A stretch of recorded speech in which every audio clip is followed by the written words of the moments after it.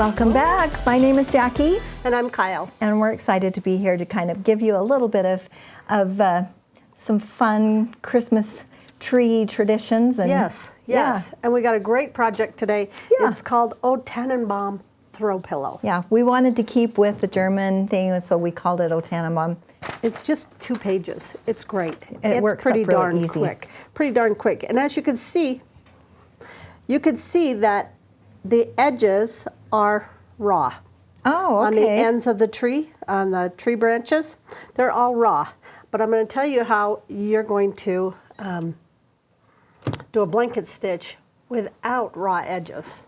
So our first thing we're going to do is could you do the whole thing raw edge if you wanted to? You could. I started to, and then I went, oh no, I like the raw edge. Okay. Okay. I like the raw edge on the end.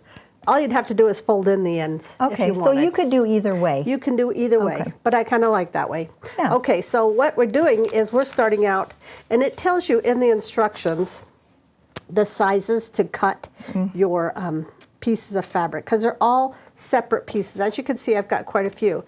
We did the Christmas one. Yes. And then I went, well, I'm going to show them that they can do it all green. So you could have it out all year. Which you could take it up to your cabin, whatever. Okay. Great idea. Yeah. So you're going to start out with 2-inch different colors of fabric. So this is a great thing with your stash. Your that stash, you can use yes, if you have greens. Great. And you know what? If you didn't have one long enough for a 9-inch one, you could sew 2 together. Oh, there you go. You could if you wanted, but I had plenty. And so it tells you in the instructions what sizes to cut them. And you're cutting them all different sizes. Some of them are the same size, and then they go bigger or smaller. Yeah, we get up pretty small. So what we're going to do is when you have a 2-inch by, this must be about a 5.5 inch. Is this the 5-inch? Yeah, this is a 5-inch. And so you cut this to the length you want, and then you're going to take and you're going to fold it in half, wrong sides together, and I just do a finger press. Okay, so you can see the middle. Try not to iron that, because otherwise you have a crease. You'll see it.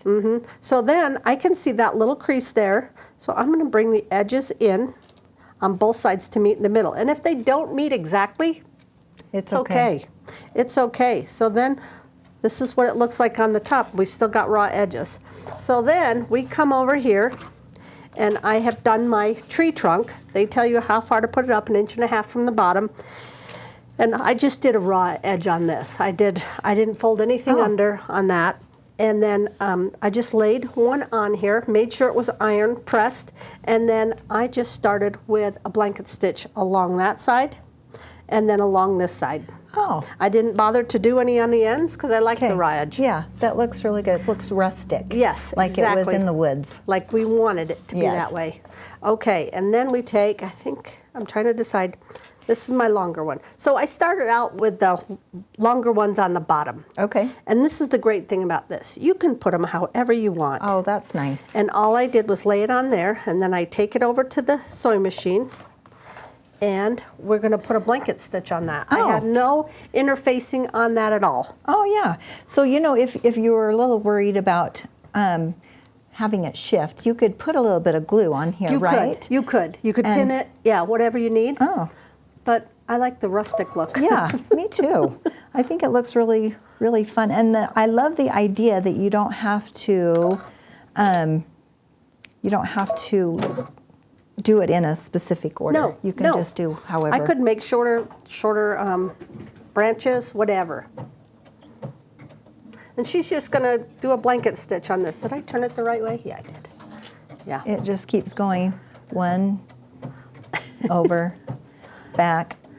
And as you're doing a blanket stitch, you can adjust the length in between the bites, and then you can adjust the length of the bite also. That's cool. Perfect. Okay, we'll show them what it kind of looks like. It's kind of hard to really see, but. Okay, but what it's doing is it's going along, following, we're trying to get as close to the fold. It's going to do a stitch here, and then we call it the bite, bites into the fabric, okay? Yeah. So here's my strip of the green fabric right here. Okay, like here. The fold. The fold, this is what it is. My needle is going to come in right here. It's going to go over here, travel here, go back, here, go up, down,